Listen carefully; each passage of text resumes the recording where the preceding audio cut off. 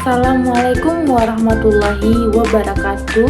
Perkenalkan, nama saya Cindy Rasinski dengan NIM 2301792 dari Program Studi Sastra Indonesia Universitas Negeri Padang. Saya diberikan tugas oleh dosen pengampu Bu Yeni Hayati SSM Hum, yang dimana tugas tersebut berupa menganalisis novel karya Pramudia Anantatur yang berjudul Gadis Pantai. Di novel ini lahir pada tahun 1962 dan di novel ini terjadinya Lekra, yaitu sebuah organisasi kebudayaan yang terikat dengan paham-paham komunis. Mereka masih aktif di dalam karya seperti sajak-sajak, novel, puisi, dan lain sebagainya. Di Lekra tersebut ada beberapa tokoh seperti Rifai Apin, Pramudia Anantatur, dan lain sebagainya, hingga terjadinya Gestapo 1959. Sinopsis dari novel Gadis Pantai karya Pramudia Anantatur. Gadis Pantai ialah seorang gadis yang berusia 14 tahun, dan di usia tersebut Gadis Pantai dinikahi dengan priayi yang bernama Bendoro. Di usia Gadis Pantai, anak-anak seperti itu masih menikmati masa-masa dengan temannya, tetapi Gadis Pantai harus menikah dengan seorang priayi. Gadis Pantai tidak mengetahui perjodohan ini, terus dia tidak mengetahui dengan siapa dia dinikahi. Pernikahan ini diwakili dengan sebuah kris yang dibawakan oleh kepala kampung Gadis Pantai beserta orang tua Gadis Pantai. Terus Gadis Pantai tinggal di rumah Bendoro, yang dimana di rumah tersebut jauh berbeda dengan rumah Gadis Pantai. Yang di rumah Bendoro memiliki kemewahan untuk menjadi seorang istri priayi. Di rumah tersebut ada seorang hamba sahaya yang dipanggil dengan Mbok, yaitu orang yang pengganti orang tua Gadis Pantai yang membantu Gadis Pantai untuk melakukan supaya jadi istrinya priayi bagaimana gitu. Terus Simbo ini dia sudah lama dengan Bendoro. Dia mengetahui apa yang tidak disukai dan apa yang disukai oleh Bendoro.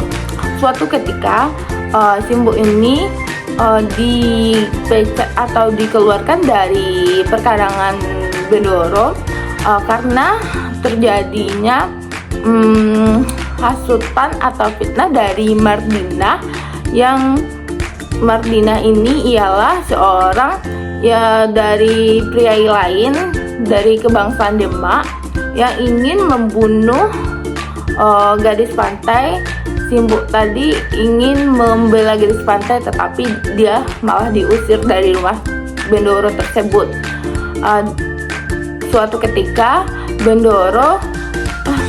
ketika Gadis Pantai mengandung dan melahirkan anak perempuan.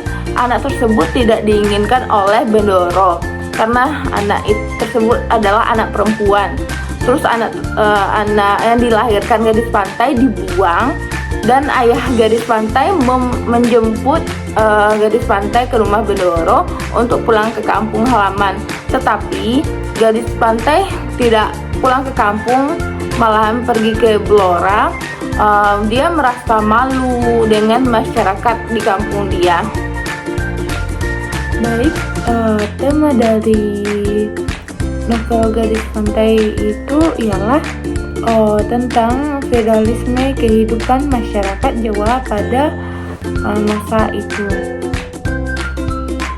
Di novel ini dapat kita ambil kesimpulan atau makna, yaitu perbedaan kaum laki-laki dan kaum perempuan dan perbedaan status sosial. Dan di novel ini adanya patriarki yang dimana mengekang kaum perempuan. Baik, di dalam novel Garis Pantai tadi terdapat 3 latar. Yang pertama itu ada latar belakang dari masyarakat, di mana di latar ini kita dapat memahami dan mengambil pembelajaran tentang kehidupan di masyarakat Jawa yang dulunya, dan pernikahan yang dilakukan dengan wakilan Kris. Dan yang kedua yaitu latar belakang dari pengarang, yaitu Pramudia Anantatur, lahir di Blora 1925. Pramudia Anantatur menghabiskan hidupnya di penjara, tetapi dia bisa menghasilkan 50 karya sastra dan dengan bahasa sebanyak 42 bahasa asing. Dan yang ketiga yaitu nilai-nilai. Yang pertama itu ada nilai-nilai budaya, yang dimana pernikahan Bendoro dengan gadis pantai yang dilakukan dengan sebuah kris. Dan yang kedua yaitu nilai sosial, yang dimana terdapat ketidakadilan dan ketidakmanusiaan yang dilakukan Bendoro terhadap gadis pantai. Dan yang ketiga yaitu ada nilai agama, yang di dalam novel tersebut pada awal-awal novel menceritakan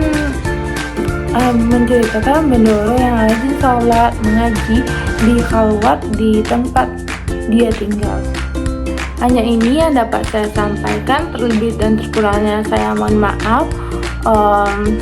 Jangan lupa ditonton videonya dan di subscribe.